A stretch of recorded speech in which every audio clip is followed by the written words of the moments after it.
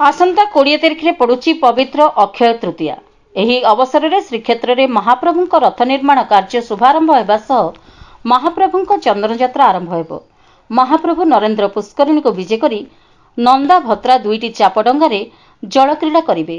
तेबे पवित्र चैत्र पूर्णिमा परंपरा अनुଯାयी महाप्रभुंक चंदन यात्रा निमंते प्रस्तुति पर्व आरंभ होइछि। विधि और परंपरा अनुଯାयी चैत्र पूर्णिमा अवसर में महाप्रभुंक चाप डंगा को नरेंद्र पुष्करिणी जलराशि ऊपर को बाहर करा जाइछि। भोई सेवक माने 5टी डंगा नंदा भद्रा और बैजयंती को नरेंद्र पुष्करिणी जलराशि भितर ऊपर को आनिछंती। एहाकु खरारे सुखा जिबा परे स्वतंत्र भावे प्रस्तुत एक मिश्रण तथा पिचुराल झुणा को गरम करा जाय एक मिश्रण प्रस्तुत करा जाय डंगारे प्रलेप दिया जिवो, जहाँकि डंगा को सुरक्षित रखिबो। प्रत्येक वर्ष चंदन यात्रा शेष परे महाप्रभुंक चापडंगा नंदा भद्रा और बैजयंती को नरेंद्र पुष्करिणी जलराशि तले बुड़ाई रखा जाए। पुणी पर वर्ष चंदन यात्रा पूर्व चैत्र पूर्णिमा 5टी डंगा को नरेंद्र पुष्करिणी जलराशि भितर को ऊपर को अणा जाई आवश्यक मरामती और पिचु राल मिश्रणर प्रलेप दिया जाए, जहा फल काठर निर्मित डंगाटी दीर्घ 1 वर्ष जलराशि भितर रहिले भी काठ डंगार किसी असुविधा हुए नहीं।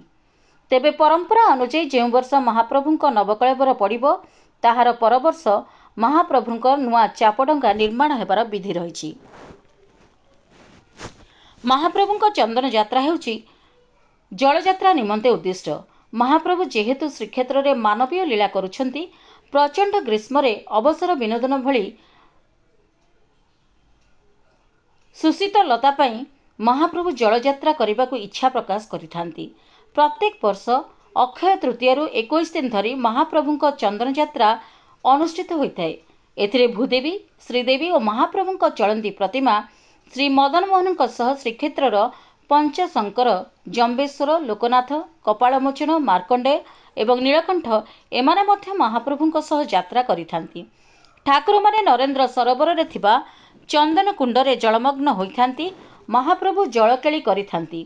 केली मांडुओ भोग लागिथाए। जेहेतु ग्रीष्म ऋतु रे प्रबल गरम अनुभूत हुए, महाप्रभु को शीतलता पाई एही पर्व उद्दिष्ट। यह वामदेव संहिता रे उल्लेख रही। अक्षय तृतीया 21 दिन धरी महाप्रभु श्री नरेंद्र पुष्करिणी को जलयात्रा पाई यात्रा करुथिबारु एहाकु बाहर चंदन कहुए। ज्येष्ठ पूर्णिमा पूर्वरु अन्य सबु दिवस रे श्रीमंदिर भितर जो नीति अनुष्ठित होता है ताहाकु भीतर चंदन कहुए। Bureau report Ekamra media news.